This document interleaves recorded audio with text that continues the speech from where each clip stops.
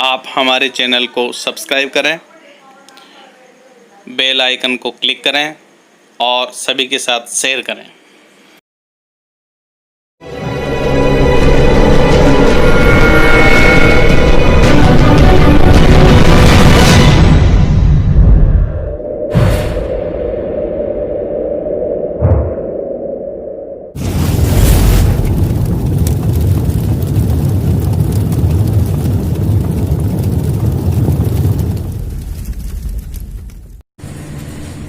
नमस्ते बच्चों, आपका फिर मैथ्स क्लास में स्वागत है। पिछले वीडियो मैंने ग्राफ का इक्वेशन आपको समझाया था। आज फिर मैं इसकी एक बड़ी सरल ट्रिक और बता रहा हूं, क्योंकि ज़्यादातर क्वेश्चन इस प्रकार के ही आते हैं। तो आप इस वीडियो को पूरा देखें और ये समझ करके देखें कि ये क्वेश्चन हमें 100% सही करना है। दूसरी बात, परीक्षा में इस क्वेश्चन में आप समय ज़्यादा लगा देते हैं, तो समय ज़्यादा लगेगा तो कोई ना कोई क्वेश्चन फिर पेपर में छूटता है और हमेशा यही शिकायत मिलती है कि मेरे इतने क्वेश्चन छूट गए, मेरे इतने क्वेश्चन छूट गए। आपको ऐसा नहीं करना। तो देखिए, इस क्वेश्चन नंबर 26 जो ग्राफ का 6 नंबर का आता है, उसको अपन आगे बढ़ाते हुए, ग्राफ के लिए कल मैंने आपको बताया था कि ग्राफ पेपर पर हमें क्या करना होता है। जो हमें क्रमित युग्म बनाना है सारणी के द्वारा, तो वो सारणी हम एक समीकरण से बनाएंगे। तो देखिए क्वेश्चन है अगला, निम्न रेखिक समीकरण युग्म को आलेखीय विधि से हल कीजिए। दो समीकरण दिए, 2x + y = 6 और 2x - y = 2। अतः इसकी सहायता से संबंध 6x + 7y = p में p का मान ज्ञात कीजिए। तो देखिए ये क्वेश्चन जो है उसका पहला समीकरण मैं यहाँ नोट कर रहा हूँ, 2x + y = 6। तो इसके लिए मैंने आपसे यही कहा था कि आप हो सके तो सबसे पहले माइनस से बचें। तो देखें यहाँ पर दोनों ही संख्याएं प्लस की हैं, तो माइनस का कोई चिन्ह नहीं है, कोई दिक्कत नहीं है।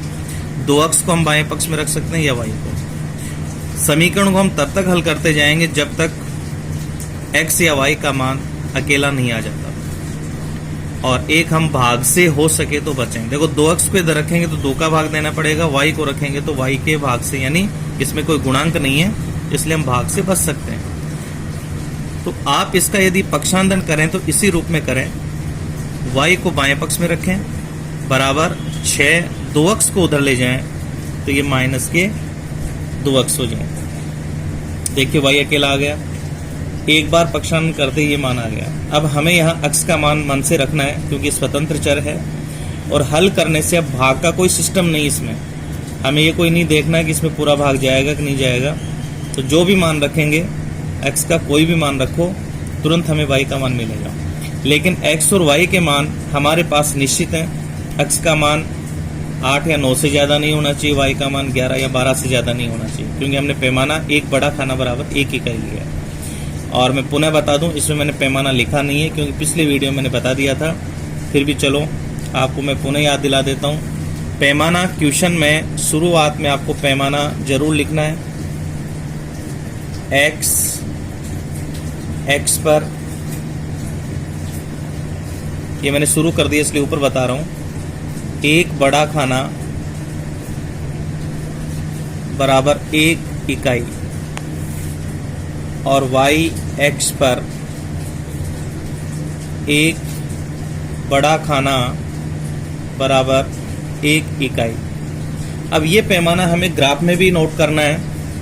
कल मैंने उसमें ग्राफ में अंकित नहीं किया था, आज मैं आपको बता दूंगा, वहाँ भी लिखना है। कोई कमी हमें नहीं छोड़नी कि क्वेश्चन में नंबर कटे। तो देखिए y अकेला आ गया, समीकरण नंबर 1 हो गया। वही कल की तरह 3 लाइनों का उपयोग करते हुए हम एक सारणी बनाएंगे, और यहाँ देखो हमें हल करके देखने की आवश्यकता ही नहीं पड़ेगी। यानी हमें रफ काम यहाँ नहीं दिखाना, रफ काम रफ कॉपी में करें आप। ज्यादा से ज्यादा आपको 3 मान निकालने हैं। फिर काम हमें मेन कॉपी में दिखाना है जो अच्छा लगेगा, और इसमें x बराबर y बराबर लिख देंगे। तो देखिए यहाँ हम x का मान रखने जा रहे हैं, तो देखते ही समझ में आ जाएगा, ये हल करने की जरूरत नहीं पड़ेगी। यहाँ 6 - 2x। कहीं आप ऐसा नहीं करें x का मान रखें लेकिन x का y में रख दे, y का x में तो गलत हो जाता है ये। x का मान देखो मैं यहाँ रख रहा हूँ 0, तो x के सामने 0 है, तो जैसे ही 2 से 0 गुणा होगा तो ये पूरा 0 हो जाएगा, तो हमारे पास y का मान बचेगा 6। बड़ा सरल मौखिक कर सकते हैं ये। अब x का मान 1 रख रहा हूँ, तो देखिए 6 माइनस 2 गुणा 1, यानी 2 का 1 से गुणा होगा तो 2 एकम 2, 6 में से 2 जाएंगे तो ये बचेंगे 4। फिर मैं रखता हूँ 2, तो ये हो जाएगा 2 दूनी 4। जहाँ मेरा पेन है वहाँ ध्यान से देखें आप, 2 को 2 से गुणा करेंगे 4 हो जाएगा, 6 में से 4 जाएगा तो 2 बचेगा। तो देखिए समीकरण इतना सरल है कि आप मौखिक भी कर सकते हैं। क्रमित युग्म लिखें 0 6 1 4 2 2। अब आप दूसरा समीकरण ले लें, तो दूसरा समीकरण यहां दिया है 2x माइनस वाई बराबर 2। देखिए इसमें हम माइनस से बचने के लिए और भाग से बचने की दोनों कोशिश कर सकते हैं, क्योंकि अगर मैं इस माइनस वाई को दाएं पक्ष में ले जाऊंगा तो प्लस का वाई हो जाएगा और वाई अकेला भी आ जाएगा, 2 इधर आते माइनस का हो जाएगा। बिना भाग दिए कर सकते हैं, लेकिन चलो आपको ये बात याद नहीं रहे तो आप तो ये ध्यान रखना कि गुणांक जो आता है, जैसे इसका गुणांक 2 है, तो ये देख लें कि अचर पद में उसका भाग जा रहा है कि नहीं। अगर जाए तो ये समीकरण सरल होने में और भी सरल हो जाए। तो देखिए 2 यहाँ है, यहाँ 2 आ रहा है अचर पद में, 2 का भाग जा रहा है, तो हम यदि 2x को भी इधर रखेंगे तो भी हमारा समीकरण बहुत सरल हो सकता है। तो देखिए अब की बार मैं भाग भी दे रहा हूँ और सरल करके ही बता रहा हूँ। 2x को बाएं पक्ष में रखा बराबर 2, y जब उधर जाएगा तो प्लस का हो जाएगा, लेकिन यहाँ x अकेला नहीं आया। अब यहाँ देखो मैं एक नई चीज़ आपको बता रहा हूँ जो आप ध्यान रखना। x बराबर x 2 से गुणा तो इधर आते ही दोनों में भाग लगेगा, लेकिन देखिए 2 में 2 का भाग जा रहा है तो इसको अलग करके लिखें आप, और भी सरल रहेगा। 2 में 2 का भाग दिया प्लस y में भी 2 का भाग दे दिया, अलग हो गया, 2 से 2 कटेगा तो हमारे पास एक मान बचेगा 1 प्लस, इसको मैं लिख सकता हूँ 1/2y। अब मैं आपको बता दूं कि ऐसा मैंने क्यों किया। देखो इससे ये पता चलता है कि y का मान क्या रखें। y का मान वो रखो जो 2 से कटे। अगर यहाँ 2 आता है तो आप तो 2 के पाड़े की संख्या रख लो, 3 आता है 3 के पाड़े की संख्या लिख लो, 8 आता है 8 के पाड़े की संख्या, ताकि हमें बार बार रख करके नहीं देखना पड़ेगा। तो यहाँ x अकेला आ गया, जस्ट इसके नीचे अपन देखो सारणी बनाएंगे, तो सारणी के अंदर वही 3 मान अपन ले लेते हैं। ये 3 खाने बराबर बराबर बना देता हूं, ये x बराबर और ये y बराबर। अब देखिए इसमें भी अपन मौखिक कर सकते हैं। कोशिश ये करें कि आप मौखिक नहीं करें तो कोई बात नहीं, रफ काम कर लेना। तो देखिए मैं यहाँ बता रहा हूँ आपको, यहाँ y का मान रखा जाएगा, तो y का मान आप शुरू में 0 रख दो। 0 रखने से क्या होता है कि 0 जब भी किसी संख्या से गुणा होगा तो ये पूरा 0 हो गया। देखो पेन पर ध्यान देना, 1/2y, y का मान 0 से गुणा होता है, ये 0 हो गया पूरा, केवल हमारे पास 1 बचेगा, तो x का मान 1 लिख देंगे। अब हमें पता है कि यहाँ यदि हमने y का मान 1 रखा तो 2 से नहीं कटेगा, 2 से कटने वाली संख्या, यानी y का मान या तो रखेंगे 2 4 6, और बड़े मान आते हैं तो माइनस का रखना शुरू कर देंगे। तो देखो मैं 1 नहीं रखूंगा, y का मान रखूंगा यहाँ 2। तो देखना 2 से 2 कटेगा, भाई 2 ये है गुणा 2 ये आएगा, ये कट जाएगा तो यहाँ बचेगा 1, और 1 प्लस 1 ये हो जाएगा 2। अब आपको फिर पता है, याद रहेगा कि y का मान क्या रखना है, 3 नहीं रखना है, क्यों कटेगा नहीं, हमें रखना है 4। तो जैसे ही 2 गुणा 4 होगा, 2 से 4 2 बार कटेगा, तो यहाँ आएगा 2 और 1, ये 3 हो जाएगा। देखिए मैं आपको इस गणना को दोबारा बता रहा हूँ, ये मैंने मौखिक बताई, अब मैं देखो रफ काम करके आपको बता रहा हूँ। x बराबर हमारे पास आया था 1 प्लस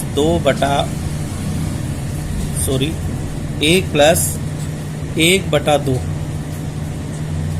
इंटू वाई। तो देखो मैं यहाँ y का मान मैंने बता दिया, जैसे 0 रखना है, तो x बराबर आएगा 1 प्लस 1/2 इंटू 0, तो ये हो गया 1 प्लस ये 0 हो गया, तो x का मान 1 आ गया। तो x बराबर 1 और y बराबर 0। तो इधर देखिए लिख दिया मैंने, y का मान 0 तो x का मान 1। अब देखिए मैं क्या रखूं यहाँ, y बराबर रख रहा हूं मैं, 1 नहीं रखेंगे, कटेगा नहीं है, 2 रखेंगे। तो यह आएगा x बराबर 1 प्लस 1/2 इंटू 2। 2 से 2 कट गया तो यह आ गया 1 प्लस 1, यानी x का मान आएगा 2। तो y का मान भी 2 और x का मान भी 2। देखो यहाँ x का मान भी 2 है, y का मान भी 2 है। अब शायद आपको खुद को ही पता चल गया कि हम y का मान क्या रखेंगे। तो बताओ, y का मान 2 रख दिया तो अब क्या रखेंगे, 4। तो 1 प्लस 1/2 इंटू 4, 2 से 4 कटेगा 2 बार, तो ये आएगा 1 प्लस 2, यानी ये हो गया 3। तो y का मान आ गया 3, सॉरी x का मान है ये, x का मान 3 हो गया और y का मान हमने रखा है 4। तो देखो ये मैंने पहले लिख दिया यहाँ, x का मान 3 आ गया और y का मान हमने 4 रखा था। अब हम इसका देखो क्रमित युग्म लिख देते हैं, 1 0 2 2 और 3 4। अब ये इतना काम हमारा हो चुका है। अब इसका जो आंसर अपन लिखेंगे, ग्राफ से हल, तो यहां लिखेंगे प्रतिच्छेद बिंदु के निर्देशांक। देखिए ये सवाल कितना सरल हो गया हमारा, क्योंकि हमें उभयनिष्ठ बिंदु का पता चल गया है। देखिए इसमें भी 2 2 आ रहा है, इसमें भी 2 2 आ रहा है, तो उभयनिष्ठ बिंदु क्या हुआ, 2 2, यानी ये निर्देशांक इसमें भी है और इसमें भी आ गया। इसका मतलब प्रतिच्छेद बिंदु 2 2 आएगा, इसलिए x बराबर 2 होगा और y बराबर भी 2 होगा।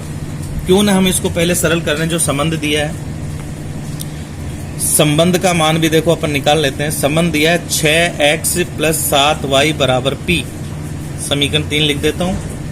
यहाँ x बराबर 2 तथा y बराबर 2 रखने पर, तो ये हमारे पास आएगा 6 गुणा 2 प्लस 7 गुणा y का मान 2 बराबर p।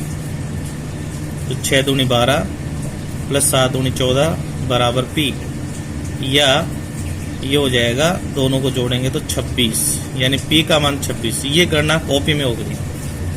अब हम खींचेंगे इसका ग्राफ। तो ग्राफ के लिए कल की तरह आप ध्यान रखेंगे, पेंसिल की नोक बारीक हो, सारा काम ग्राफ पेपर में पेंसिल से करना है।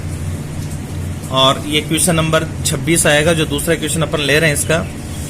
और पैमाना मैंने कहा था कि यहाँ भी आप रख सकते हो, जैसे ये x अक्ष है तो यहाँ तीर का निशान लगा करके आप लिख सकते हैं, 1 बड़ा खाना बराबर 1 इकाई। और ये देखिए इधर y अक्ष है, मैं इसको टेढ़ा करके लिख देता हूँ, ये y अक्ष है, तो इसमें भी 1 बड़ा खाना बराबर 1 इकाई। और ये काउंटिंग आप पहले ही लिख लें। कोई 4 भाग करने इसके, दोनों अक्ष जब लंबवत खींचेंगे तो प्रतिच्छेद बिंदु पर ये कटेंगे और इसके 4 चतुर्थांश हो जाएंगे। अब देखिए इसका निर्देशांक लिख रहा हूं मैं। तो पहला जो समीकरण है उसमें जो सारणी में मिला वो मिला 0 6, x का मान 0 और y का मान 6, दोनों धनात्मक हैं। तो x का मान 0 ये हो गया, y का मान 6, धनात्मक लेना तो ऊपर की तरफ जाएंगे। तो देखिए ये आ गया, यहाँ डॉट लगाएंगे, गोला बना देंगे और यहाँ लिख देंगे 0 6। अगला देखो इसमें 1 4, x का मान 1 और y का मान 4, तो x का मान 1 हो गया और y का मान 4, वही धनात्मक है तो ऊपर की तरफ चलेंगे 1 के ऊपर, तो ये बिंदु हमारे पास आ जाएगा। तो ये आ जाएगा 1 4, फिर ये 2 2, तो देखिए ये x का मान 2 और y का मान भी 2। जल्दी से हमें देखो ये बिंदु आराम से मिल जाएंगे। और यदि हमारे ये बिंदु या निर्देशांक सही हैं तो ये एकदम सिद्ध में आएंगे तीनों बिंदु। अब हम स्केल की सहायता से इन बिंदुओं को तीनों को एकदम सिद्ध में रखेंगे और इसको आगे पीछे बढ़ा देंगे। और ये निश्चित कर लें पेंसिल की नोक से कि ये डॉट आ रहा है कि नहीं। ऊपर का और नीचे का डॉट अगर सिद्ध में होगा तो बीच वाला अपने आप सिद्ध में आ जाएगा। और पेंसिल से आप लाइन खींच दें, इस प्रकार ये ग्राफ खींचेगा। चाहें तो हम इसको और भी पीछे आगे बढ़ा सकते हैं, लेकिन आधा स्केल वापस आप इसी लाइन पर रखेंगे ताकि लाइन सीधी रहे। पीछे तक बढ़ा सकते हो इस प्रकार से, और दोनों दिशाओं में आप तीर का निशान लगा दें। तो देखिए ये पहला ग्राफ हमारा प्राप्त हो गया। अब दूसरा बिंदु अपन लेते हैं। अब देखिए दूसरे समीकरण का जो हमारे पास क्रमित युग्म आया, इसको हल करने से तो इसका पहला निर्देशांक है 1 0, यानी x का मान 1 और y का मान 0। तो देखिए x का मान 1 धनात्मक ये और y का मान 0, इसका मतलब न ऊपर जाना है न नीचे, यही बिंदु आ जाएगा। और यहां लिख देंगे 1 0। दूसरा बिंदु है 2 2, x का मान 2 और y का मान 2। देखो यही उभयनिष्ठ बिंदु हो गया, दोबारा लिखने की आवश्यकता नहीं, ये बिंदु काम आएगा। और तीसरा बिंदु हमारे पास है 3 4, x का मान 3 और y का मान 4। तो x का मान देखो 3 ये है और y का मान 4, ऊपर चलेंगे तो ये मिलेगा यहाँ, ये मिल गया। तो ये 3 और ये 4, तो यहाँ लिख देंगे 3 4। फिर याद दिला दूं, पूरा काम हमें पेंसिल से करना है। अब देखिए इस समीकरण के जो निर्देशांक मिले वो 3 हमारे पास देखो ये हैं जो एकदम सिद्ध में है। इनको एकदम सिद्ध में रखें इस प्रकार से, और डॉट लगा के देख लेंगे ये सिद्ध में है या नहीं है। देखो ये एकदम सिद्ध में मिलेंगे ये। और फिर एक सीधी लाइन आप खींच दें, ऐसे बारीक लाइन होगी है, और दोनों तरफ तीर का निशान लगा दें। ये ग्राफ हमारा कंप्लीट है। और कल मैंने आपको बताया था कि जो प्रतिच्छेद बिंदु होता है इसको आप प्रदर्शित करेंगे। देखो ऐसे, जब आप इसको प्रतिच्छेद बिंदु को y अक्ष की ओर लाते हैं तो ये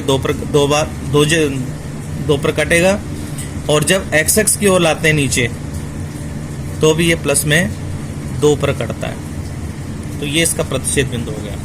तो ये देखिए आप इसको गौर से देखना, ये प्रतिच्छेद बिंदु हो गया 2 2, यानी x का मान 2 और y का मान 2। तो हमने इसका आंसर लिखा था यहाँ, ग्राफ से प्रतिच्छेद बिंदु के निर्देशांक 2 2, यानी x का मान 2 y का मान 2।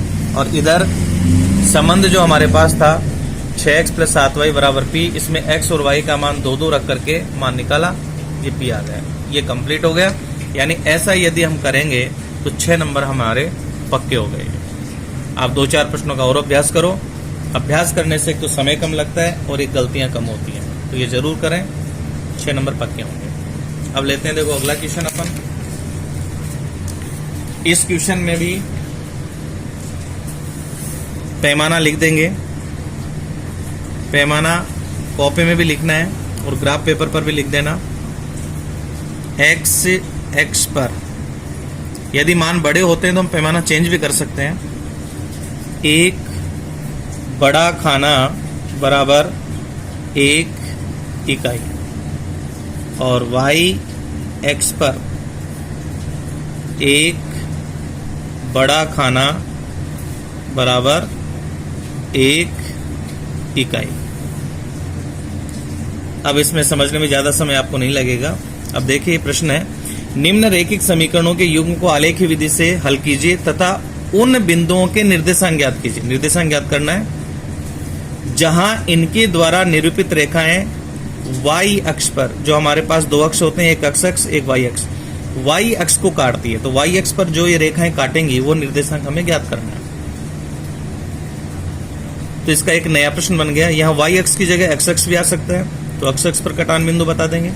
तो देखो पहला समीकरण हमारे पास है 3x + 2y = 12। अब इसको आप बड़ा ध्यान से समझना। देखो इसमें दोनों प्लस के हैं, लेकिन हम भाग से नहीं बच सकते। 3x बाएं पक्ष में रखेंगे 3 का भाग देना होगा, 2y रखेंगे 2 का भाग देना होगा। तो आप यहाँ पर ये देख लो अचर पद क्या है। तो अचर पद यहाँ 12 आ रहा है, 3 का 2 का दोनों का भाग जा रहा है। कई बार किसी एक संख्या का भाग जाता है, तो जिस संख्या का भाग जाता है, ध्यान देना मेरी बात पर, अचर पद में दोनों में से या तो दोनों का भाग जाएगा या किसी एक का जा सकता है। अगर जाता है किसी एक का या दोनों का तो उनमें से किसी एक संख्या को बाएं पक्ष में रखेंगे जिसका भाग जाता है और बाकी का पक्षांतरण करेंगे। तो यहाँ दोनों का भाग जा रहा है, किसी को भी रख सकते हैं। तो यहाँ देखो मैं रख लेता हूँ, किसी को भी रख लें। जैसे मान लो मैं रख लूँ यहाँ 3x को रख लेता हूँ, तो 3x बाएं पक्ष में रहेगा तो 12 2y उधर जाते माइनस के 2y हो जाएंगे। अभी तक x अकेला नहीं आया तो x बराबर होगा 3 का, यहाँ गुणा है तो इधर भाग लगेगा, तो अलग अलग कर दे इसे, क्योंकि भाग जा रहा है पूरा पूरा। तो 12 में 3 का भाग जा रहा है, अलग कर दो, और 2y में 3 का भाग जा रहा है, अलग लिख दो। 3 से 12 4 बार कटेगा तो हमारे पास आएगा x बराबर 4, ये अलग रहेगा, ये माइनस, और इसको मैं लिख देता हूँ 2/3 इंटू वाई। ऐसा करने से देखो मान रखने में फायदा होगा। अब आप यहाँ तुरंत इस समीकरण से पूछ सकते हैं कि y का मान क्या रखना। समीकरण हो गया x बराबर 4 माइनस 2/3y। तो अब देखते ही देखो पता चल रहा है y का मान वो रखेंगे जो 3 से कटेगा।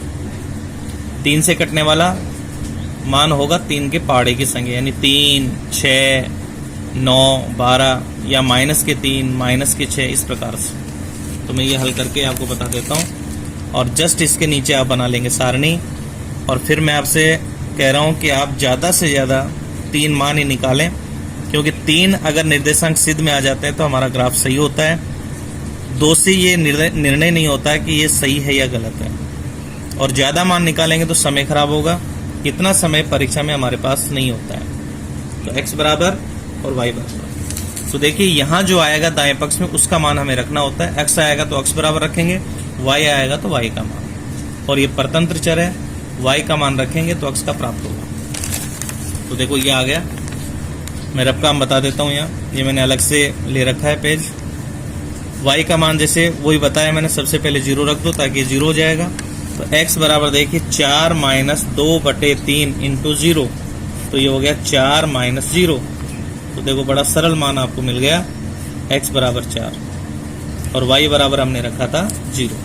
तो ध्यान रखें y के सामने रखेंगे 0, x के सामने रखेंगे 4। फिर अगला मान निकालेंगे, तो x बराबर हमारे पास है 4 माइनस 2/3y। तो y का मान 0 रख दिया, y का मान रखेंगे 3, तो y बराबर 3 रखेंगे, तो ये आएगा 4 माइनस 2/3 इंटू वाई की जगह 3, 3 से 3 कटेगा तो 4 माइनस 2 यानी 2 आएगा। तो y का मान रखा 3, तो x का मान आ गया 2। अब देखो जल्दी जल्दी मान निकलते जाएंगे। y का मान आपने रखा 3, तो x का मान आ गया 2।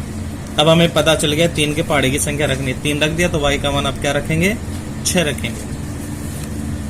तो देखिए y का मान यदि 6 रखा जाता तो यही बता देता हूं मैं, 4 माइनस 2/3 इंटू 6, 3 से 6 कटेगा 2 बार, तो यह आएगा 4 माइनस 2 दूनी 4, 0, यानी x का मान हमारे पास आ गया 0, और y का मान हमने रखा 6, तो यहाँ मैं लिख देता हूँ 0। अब इसका क्रमित युग्म लिख दें, 4 0 2 3 और 0 6, 4 0 2 3 0 6, ये निर्देशांक आ गए। अब लेते हैं इसका दूसरा समीकरण। तो दूसरा समीकरण इसमें दिया है 5x माइनस 2y और बराबर 4। अब यहां देखिए, क्योंकि 5 का भाग 4 में नहीं जाता, 2 का भाग 4 में जाता है, तो हमारी कोशिश ये रहेगी कि हम 2 को बाएं पक्ष में रखें। लेकिन फिर एक समस्या है, बाएं पक्ष में अगर ये 2y रहेगा तो ये ऋणात्मक है, यानी माइनस की संख्या है। तो देखो इसको सरल करते समय ऐसे करें कि 2 का भाग भी दे सकें, क्योंकि 2 का भाग 4 में जाता है, ये देखना है हमें। तो ऐसा पक्षांतरण करें कि ये धनात्मक भी हो जाए और भाग भी दे लें। तो सीधा तरीका एक ही है, 5x ऐसे रखो, 4 को बाएं पक्ष में ले आओ तो माइनस के 4 हो जाएंगे, बराबर 2y जो माइनस का है वो दाएं पक्ष में जाते प्लस का हो जाएगा। अब देखिए प्लस का हो गया। अब अपन इसको व्यवस्थित लिख देते हैं। पहले तो लिख देते हैं 2y बराबर, बाद में लिख देते हैं ये। हमने ये पक्षांतर नहीं किया है, केवल हमने इसको सही ढंग से लिखा है। पहले दायां पक्ष रख दिया, लिख दिया, फिर बायां पक्ष। अब देखिए अपन इसका पक्षांतरण करेंगे तो y बराबर 2 का भाग 4 में जाता है तो अलग अलग लिखेंगे, 5x में 2 का भाग दे देंगे, माइनस 4 में 2 का भाग दे देंगे। 2 से 4 2 बार कट जाएगा, तो y बराबर हमारे पास आएगा, इसको अपन लिख सकते हैं 5/2x और माइनस यहाँ आ जाएगा, तो ये -2 अलग रहेगा, ये ध्यान रखना, बटे के नीचे एक साथ मत लिख देना। ऐसा हम क्यों लिख रहे हैं, इसका कारण ये है कि x का वो मान रखें जिसमें 2 कट जाए या 2 से कटने वाली संख्या रखनी है, 2 4 6 8 ऐसे, तो ये सरल रहता है। ये आ गया समीकरण नंबर 2। अब जस्ट इसके नीचे अपन बनाएंगे सारणी, तो सारणी में वही अपने को मान निकालने हैं, ज़्यादा से ज़्यादा 3 मान। आप ये लाइन स्केल से खींचना, तो ये हो जाएगा x बराबर और y बराबर। तो इसको भी देखो मैं हल करके आपको समझा देता हूँ। अपने पास जो मान आया वो आया है y बराबर 5/2x - 2। तो ध्यान देना, यहाँ x का मान रखना है, y का प्राप्त होगा, x का रखना है। तो x बराबर मान लो मैंने 0 रखा, तो आएगा y बराबर 5/2 × 0 - 2। तो ये 0 से गुणा होते 0 हो जाएगा, -2, तो y का मान आएगा -2, यानी x बराबर 0 और y बराबर -2। x बराबर 0, y बराबर -2। अब फिर हमें देखो याद है, यहाँ 2 से कटने वाली संख्या रखेंगे, तो x का मान रखेंगे अब 2, तो यह आएगा y बराबर 5/2 × 2 और -2। 2 से 2 कट जाएगा, तो यह आएगा 5 - 2, यानी 5 में से 2 गए तो 3। तो x का मान रखा 2, y का मान आ गया 3। x का मान 2, तो y का मान 3। अब आप स्वयं ही बता सकते हो, x का मान 0 रख दिया, फिर रखा 2, अब बताओ क्या रखेंगे, 4 रखेंगे, तो यह आएगा 5/2 × x की जगह रखेंगे 4 -2। 2 से 4 कटेगा 2 बार, तो यह आ जाएगा 5 दूनी 10 -2, तो 10 में से 2 जाएंगे तो y का मान आएगा 8। तो x का मान हमने रखा था 4 और y का मान आ गया 8, यानी x का मान 4 और y का मान 8। अब इसे अपन क्रमित युग में लिख देंगे, 0 -2 2 3 और 4 8। अब देखें, यहाँ हमारे से प्रश्न में प्रतिच्छेद बिंदु नहीं पूछा है, इसका हल नहीं पूछा है। इसमें यह पूछा है कि जो ग्राफ हम खींचेंगे उसमें निरूपित रेखाएं y अक्ष को काटती हैं, उसके निर्देशांक लिखने हैं। उन बिंदुओं के निर्देशांक ज्ञात कीजिए जहां इनके द्वारा निरूपित रेखाएं y अक्ष को काटती हैं। तो देखो वो बिंदु अपन निकालेंगे ग्राफ के द्वारा। तो इसमें मैंने आपको स्पष्ट दिखाने के लिए ये पेन से लिख दिया, लेकिन आपको ग्राफ में पेन से नहीं लिखना है। सारा काम ग्राफ पेपर में पेंसिल से होगा, तो आप पेंसिल से करेंगे। देखिए मैं निर्देशांक लिख रहा हूं इसमें।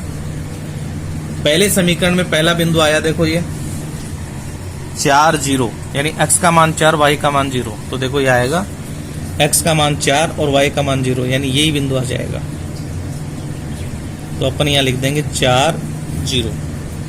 अगला है 2 3, x का मान 2 y का मान 3। ये 2 और y का मान 3 प्लस में है, तो ऊपर की तरफ आएगा, यहाँ ये बिंदु आ जाएगा 2 3। फिर है 0 6, x का मान 0 और y का मान 6। तो x का मान 0 और y का मान 6, देखो ये आएगा इस लाइन के ऊपर, ये आएगा यहाँ, ये निर्देशांक हो गया। यहाँ लिख देंगे 0 6। और स्केल से ये तीनों बिंदु, जो 3 निर्देशांक हमने देखे हैं, इनको अपन स्केल की सहायता से एकदम सिद्ध में रखेंगे इस प्रकार से, और ये चेक कर लेंगे कि ये डॉट सिद्ध में है या नहीं है। तीनों डॉट अपने आप सिद्ध में आ जाएंगे और इसको आगे पीछे बढ़ा देंगे। इस प्रकार से डॉट सिद्ध में होंगे, तीर का निशान लगा देंगे। आप और भी फैला सकते हैं ग्राफ को आगे पूरे पेपर पर। और अब दूसरे निर्देशांक के लिए अपन देखो लिखेंगे, यहाँ दूसरा दिया है, देखिए पहला निर्देशांक है 0 -2, x का मान 0 और y का मान -2। तो x का मान 0 तो ये हो गया, y का मान -2, देखो नीचे आएंगे, ये आएगा। तो हमारे पास ये हो गया 0 माइनस 2, 0 माइनस 2 निर्देशांक जरूर लिखें आप। अगला बिंदु आ रहा है 2 3, x का मान 2 और y का मान 3। तो ये 2 3 हम पहले लिख चुके हैं, ये इसका प्रतिच्छेद बिंदु होगा। हालांकि यदि पूछा जाता है तो प्रतिच्छेद बिंदु के निर्देशांक 2 3 आएंगे इसमें। फिर दिया है 4 8, x का मान 4 और y का मान 8। देखो 4 तो ये हो गया, y का मान 8, इसके सिद्ध में चले तो 8 यहाँ आएगा। ये 8 वाली लाइन है और ये 4 वाली लाइन है, तो यहाँ लिख देंगे 4 8। देखिए ये तीनों बिंदु सिद्ध में है और इनको अपन तीनों बिंदुओं को सिद्ध में रखते हुए एक सरल रेखा खींचेंगे जो इस ग्राफ को निरूपित करेगी। और ये बिंदु अपन यहाँ डॉट से निश्चित कर लेते हैं। तीसरा बिंदु अपने आप सिद्ध में आ जाएगा। इस प्रकार से ये लाइन खींच देंगे, तीर का निशान लगा देंगे। अगर हमें ये पूछा जाता है कि ग्राफ से हल बताओ, तो देखो हल कौन सा आएगा इसका। चलो हम इसका हल भी लिख देते हैं, आ रहा है तो 2 3 इसका प्रतिच्छेद बिंदु होगा, तो y x के ऊपर 3 पर कटेगा और इस बिंदु को अपन नीचे की तरफ लाएंगे तो x x पर कटेगा ये 2 पर, यानी 2 3 इसका प्रतिच्छेद बिंदु हो गया। तो एक बार इस ग्राफ को आप देख लो, प्रतिच्छेद बिंदु को आप गहराई से देखो, 2 3 आ गया। अब इसमें देखो हमारे से क्या पूछा है, हमारे से ये पूछा है कि y अक्ष पर जहां कटता है, देखिए यहाँ ये 2 रेखाएं हमने खींची है, y अक्ष को काटती हैं। तो y अक्ष को देखो कहां काटेगी, y अक्ष होता है ये वाला, देखो ये तो अक्ष होता है, ये y अक्ष। एक लाइन ये है, दूसरी लाइन ये है, तो y अक्ष को देखो ये लाइन काट रही है यहाँ पर 0 6 पर, और a काट रही है यहाँ पर 0 - 2 पर। तो y अक्ष के निर्देशांक हमें लिखने हैं, तो मैं इसको लिख देता हूं a बिंदु, इसको मैं लिख देता हूं b बिंदु, और जो प्रतिच्छेद बिंदु है इसको लिख देता हूं c बिंदु। तो देखो इसका अपन हल लिखेंगे अब। ग्राफ से हल, और पूरी बात क्लियर कर देते हैं। पहले तो लिख देते हैं प्रतिच्छेद बिंदु, प्रतिच्छेद बिंदु के निर्देशांक। तो प्रतिच्छेद बिंदु को हमने C लिया था और इसके निर्देशांक हमारे पास हैं 2 3। एक बार और देख लीजिए ग्राफ में, प्रतिच्छेद बिंदु 2 3, C बिंदु लिया है। अब y अक्ष को ये काट रहा है A पर और B पर, तो इसका आंसर लिखते हैं। इसमें पूछा गया है कि ये रेखाएं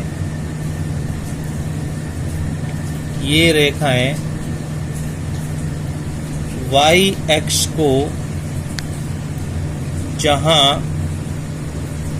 काटती है उन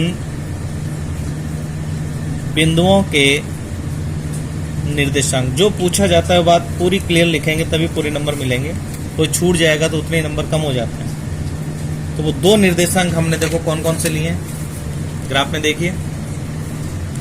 y अक्ष को ये काट रही है एक रेखा a बिंदु पर, जिसको लिखना है निर्देशांक 0 6, तो a लिख दो और 0 6। दूसरा निर्देशांक हमने देखो b बिंदु पर करता हुआ देखा है, y अक्ष को ये b पर काट रही है, वो है 0 - 2, तो ये लिख देंगे 0 - 2। इस प्रकार आप इसका पूरा हल लिखेंगे। तो देखिए आज हमने ये 6 नंबर का मैटर पूरा किया है, और मैं ये चाहता हूं कि आप इसकी बहुत अच्छी तैयारी करें ताकि आप ग्राफ का क्वेश्चन पूरे 6 अंकों का सही कर सकें। कल आपसे फिर मिलेंगे नए वीडियो के साथ, तब तक के लिए धन्यवाद।